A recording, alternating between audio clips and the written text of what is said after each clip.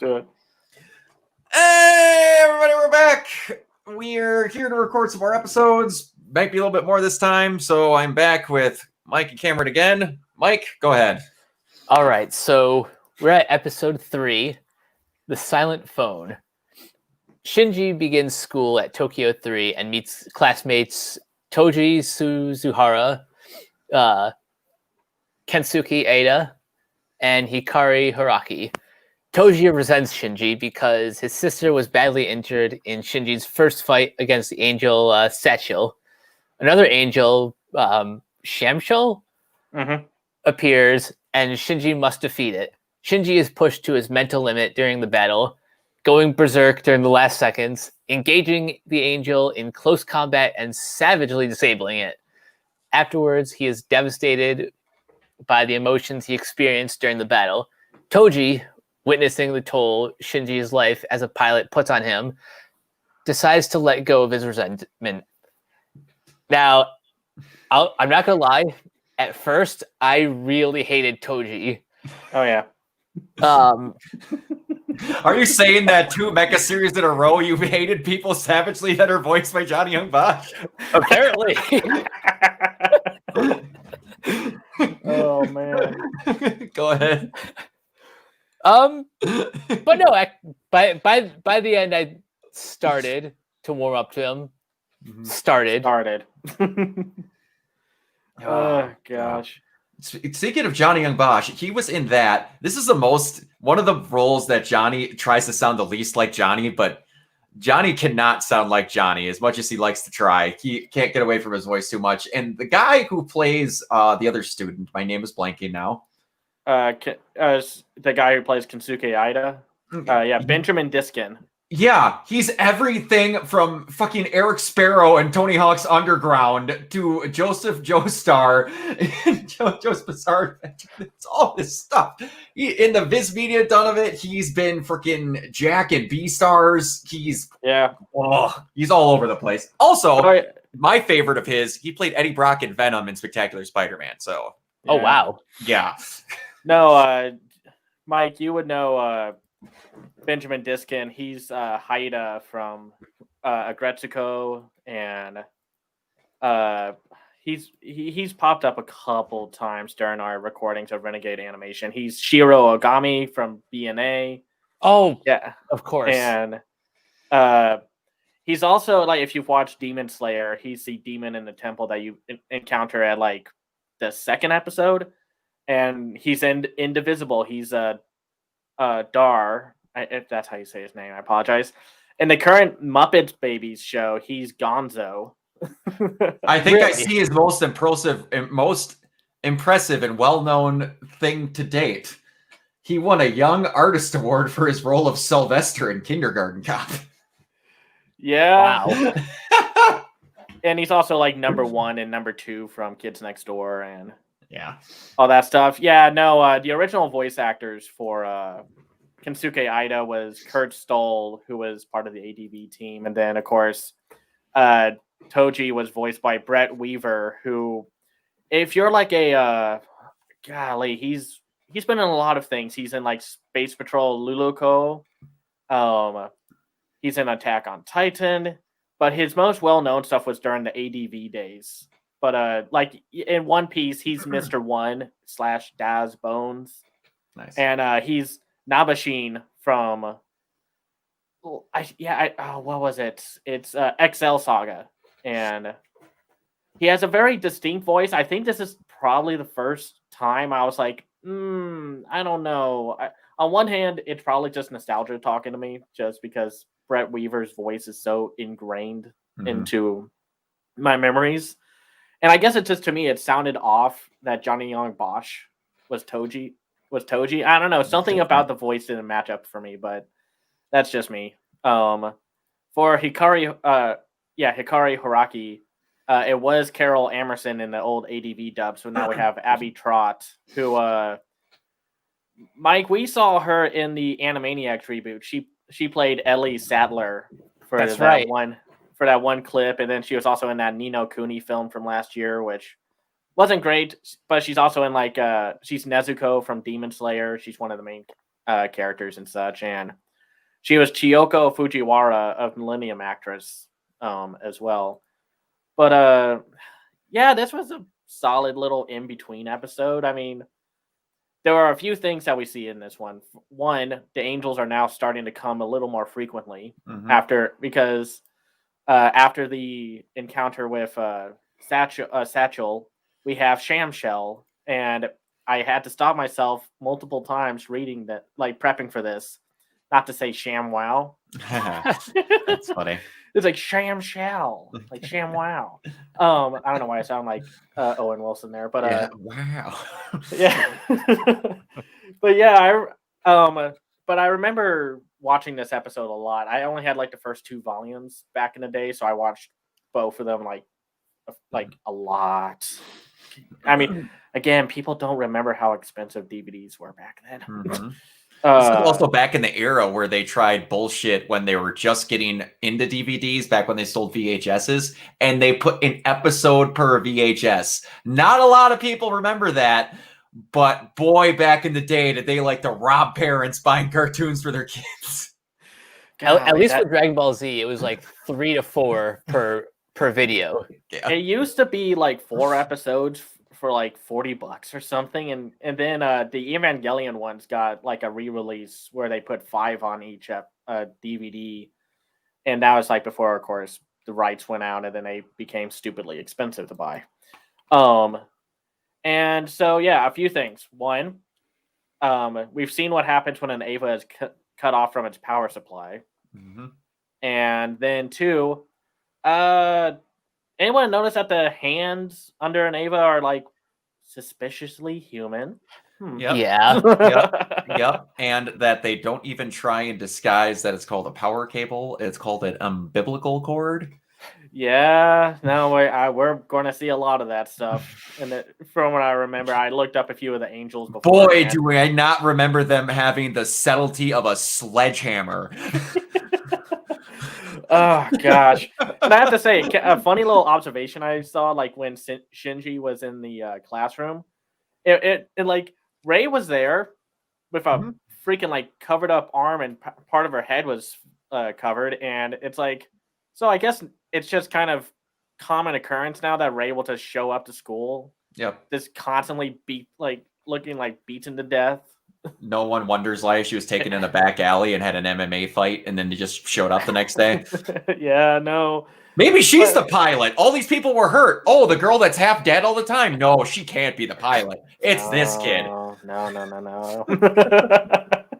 No, it's man, and I mean, I get why Toji was. Did I say his name right? Yes. Toji. Yeah. Toji. I get why he was upset. I mean, I'd be upset too. It's like, because everyone's like, "Wow, you're the pilot of the Eva unit, man. That's amazing." And he's just like, "Yeah, sorry that my sister got buried under rubble. Sorry." Yeah. So, no big deal. Yeah, no big deal or anything. I'm sorry I don't share the same adoration for you for him. But yeah, and we also got to see Ava's finally use a weapon of 2 weapons. You see the rifle and the knife. And I, of course, had to stop myself from saying, like, that's a knife. The crocodile Dundee thing. And I remember this one being pretty intense to fight. I mean, even though it's not the longest, it's not the flashiest, but I remember it was just like, it was cutting down to the wire, and I can't remember how many times I've played a game demo or something where I just got down to the very last second and I beat the mission or whatever on demo. That's kind of what that reminds me of, because he was just making sure that knife was just stabbing into Shamshell. And then it just like, it was a war of attrition, basically. But yeah, it's a pretty like raw and very emotional battle in those last 30 seconds. And I think it was made worse by the fact that Shinji had two unauthorized personnel in the cockpit, so yeah, he was very not okay. No, in that fight. Yeah. Well, it's like even beforehand during that training sequence, he was pretty much dead to the world. Just like, okay, yeah, crossfire, saying shoot. It's taking a toll on him. Yeah. Man, I say this because I have not watched it in over a decade. I forget how much that they just beat down how bad of a loner Shinji is. It's like I gave him a cell phone just so I could say the fact that no one calls him. It's a fairly miserable show at points. Yeah, it's like it's not as like quirky. Like I'm watching one of the new anime. Well, at the new anime at this point in time, Back Arrow, and it's by the guy who did Code Geass and whatnot. But that's for another show. It's a lot more optimistic and it's kind of delightful to watch. And then it's like cutting to that show, then going back to this show, and it's just like, oh, the depression is kicking in. Yeah, the reason I was like pretty much enamored with Gurren Lagann. I know we'll be comparing the show a lot. No, but the reason I fell in love with that show is because it had such a very optimistic energy to it. Like, yeah, characters like Simone and Rosyu got depressed, but then they got out of that depression and became better people for it. I feel like eventually we will get there with Shinji. It's just taking so much. It's just taking so much longer. Oh, God, it's so hard to keep my mouth shut. Like the problem with this show, and I will call it the grit your teeth problem as we go along. In Gurren, with either Kamina with Simone or Simone with Rosyu, there was very few times where you just had the person with the positive attitude that is going to come in and just deck the living shit out of the overly negative person and go, get over it. No, now it's, oh, you're sad? What if I kicked your dog? Would you be sadder? Good. It's just like, it's weird when you can get so many similarities, but it's just like main character. This is one of the few shows where you never see people. What do I want to say? Not never. I shouldn't say never, because Masato is very good about taking care of Shinji. She's one person that generally cares for him because that's Jackass. But you never, even her, outside of like getting on the cell phone and stuff, is just like, okay, do your job. You didn't do your job. It's just kind of like everyone is just making sure the fragile shell of the thing that starts their machine doesn't fall apart. And then outside of that, they're like, okay, go back to bed. It's like, and it's so hard. I forget about it. It's very, I use this term kind of ironically, but it's very dehumanizing the way they treat Shinji. Well, just any of the pilots. Well, it's like we saw back in like, what was it, episode 1 now? I forgot. It's been. We go back in episode 1 or 2. No, but it's like Shinji, get into robots, or Rei will have to get into robots. Just man, just and then it's like, and it's also it's fairly cynical throughout the whole show, and then it's like when the guns are going off and the missiles and such that are attacking Shamshell. The first thing that you see the guys just going like, oh man, that's a waste of taxpayers' money. And it's just like, then make a weapon that can actually do stuff here. I mean, I don't know. It always bothers me, this trope where it's like the military is useless until they get like Godzilla or whatever. Yeah. It's like Ultraman never had this problem. There are actually a few episodes where the humans actually save the day. And it's not just Ultraman. And I don't know. I guess I'm also like not fond of the whole like. I mean, I get it's symbolic. I get it with the umbilical cord and whatnot, but it's like, man, this is why like, even though it might have be dumb in its own ways, Giant Robo and Getter Robo had like nuclear power cores to power them, and so they, I don't know. I hate seeing these cool robots be tethered. even You though not it's like your limitations, yeah. yeah, not the limitations and such. Just be fun and fantastical. That's and part of whatever. the, and again, oh boy, reset the clock for 2 minutes. We lasted a whole 120 seconds. Another reason why I really like Gurren. Yeah. What's your limitation? Oh, at the end of the show, he's literally beyond the conception of reality in size and power. Oh, whoops. No, But but yeah, I get what also you're saying. yeah, no, I get why. I understand. It's just me being like my 12-year-old side coming out where it's like, no, just keep fighting. Don't let anything hold you back. I also forgot how much of a wet blanket Hikari Horaki is, or at least from what I remember, she's not the most endearing character, and I don't know. It's like we didn't really get to see a whole lot of her. Though I did find it funny that how in the classroom and it's like the old man is going off on world building for the sake of the audience, and Yeah. then it's just like you can't hear everyone just freaking out and bum rushing Shinji's desk saying like, "Oh my gosh, you're the pilot! Oh my gosh, amazing!" And he's over there in the distance saying like, "All the animals died that day." And at that point, the meteor struck Antarctica, coating the planet in abnormal weather. Oh yes, let's talk about the emo boy. And then it's like, and he only notices like right after the bell rings, like, oh well, I guess that's today. That's the worst part. Like in that instance, I'm like, y'all shut up. I get he's the pilot. I always, even as a kid, I wanted to be like, that sounds cool. Listen to the old man. I feel bad for that teacher because it's like it's like he's not even trying to rein in the class. He's just like, whatever, I'm getting paid no matter what. Well, in my thought, the second time watching this now, I had the idea that teacher looks ancient. So I'm in my head, I'm thinking this guy was probably teaching during the first round of angel attacks.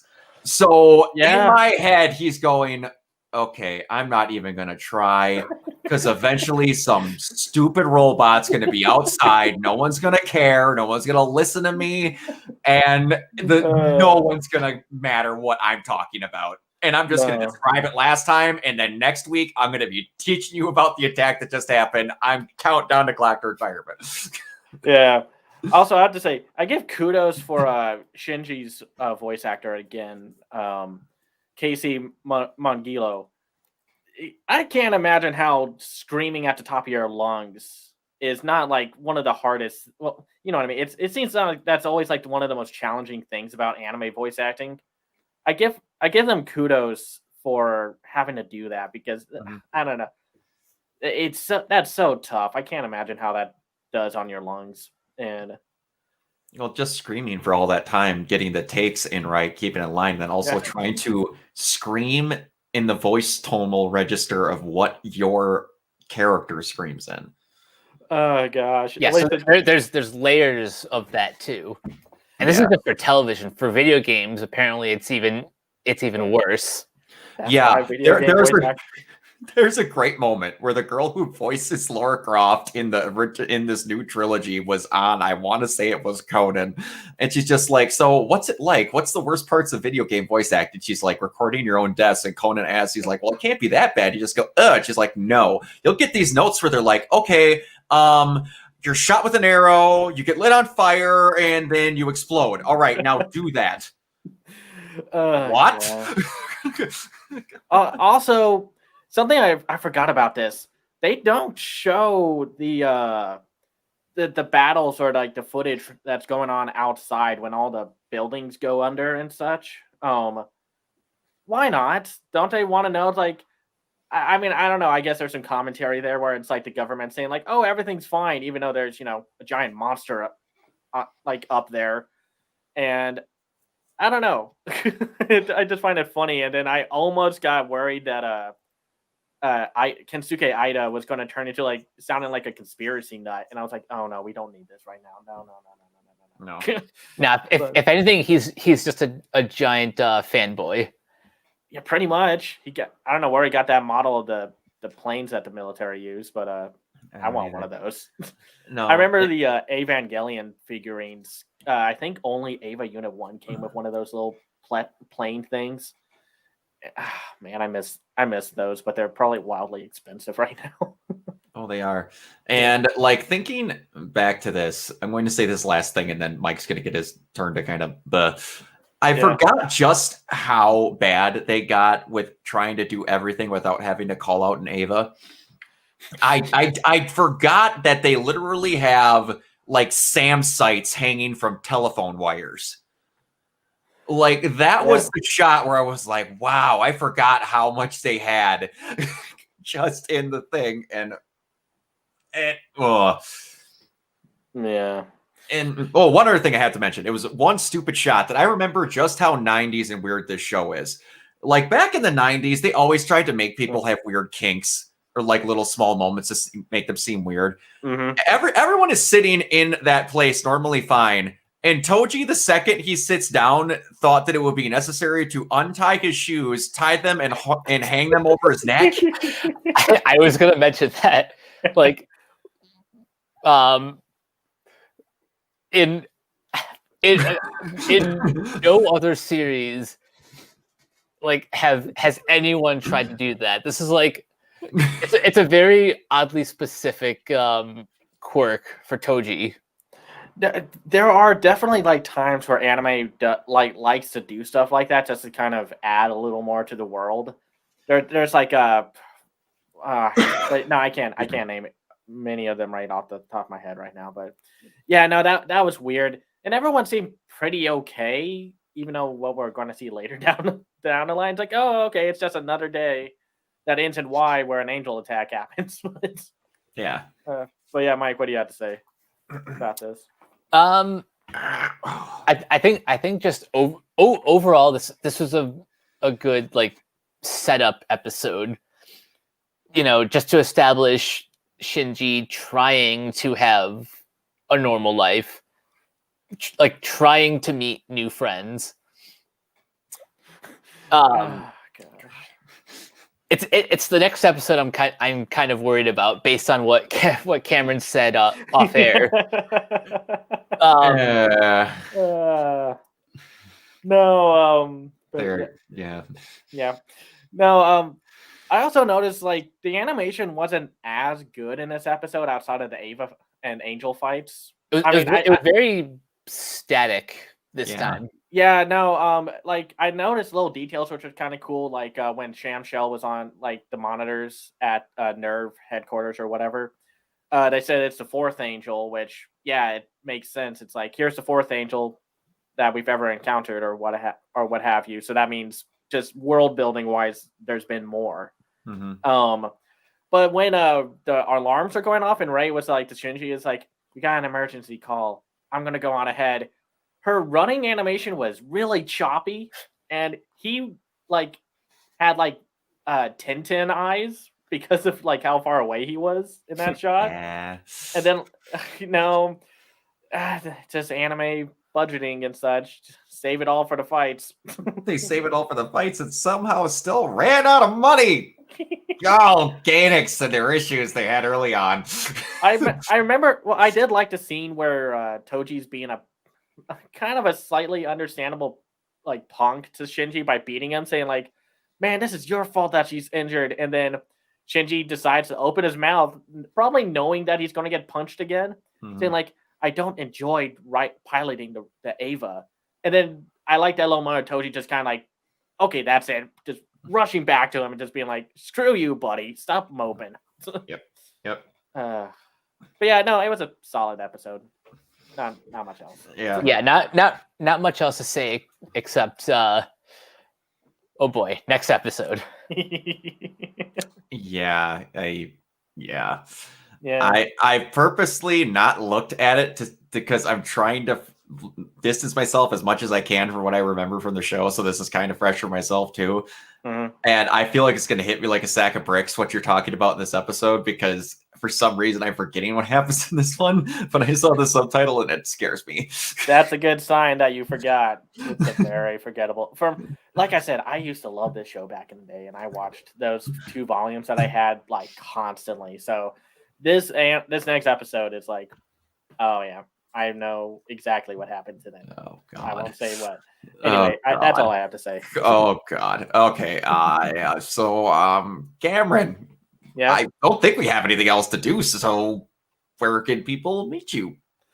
You can find me on Twitter at Cam's Eye View. I run my own website called camseyeview.biz where I talk about animated films in a series called The Other Side of Animation. I have a Patreon at patreon.com/camseyeview. You can find me as the co-host of Renegade Animation on renegadepopculture.com. And I'm in the Renegade Pop Culture Facebook group. That's where you can find me. Sweet. Mike? You guys can find me on Twitter and Instagram at Captain K42. Check out all my quick thought reviews on letterboxd.com/CoachK42. Find me in all the various Facebook groups just at my name. As Cameron mentioned, he and I co-host Renegade Animation on renegadepopculture.com. You can find all these podcasts on Anchor, Spotify, Apple Podcasts, wherever you listen. And you can follow Renegade Pop Culture on Facebook and Twitter at Ren Pop Culture. And just one more time to reiterate, renegadepopculture.com. Mean to escape, so do we. Yes. Recently, when this goes up 16 weeks from now, it got an overhaul, so it's much easier to find some stuff. So it's really nice. And you guys should go check it out. You can find me everywhere at Organoid Zero, Twitch, Facebook, YouTube. I don't mention it often, but I am actually a co-writer on a fan fiction about Ruby. So if you guys want to go to fanfiction.com or archive our own, it's there too. I almost never mention that. I always forget to. We've been writing that thing for 3 years and I forget to mention it on here. But yeah, we will see you guys for the next episode. And boy, I have a bad feeling I'm going to remember what it is the second it turns on. Bye. Bye.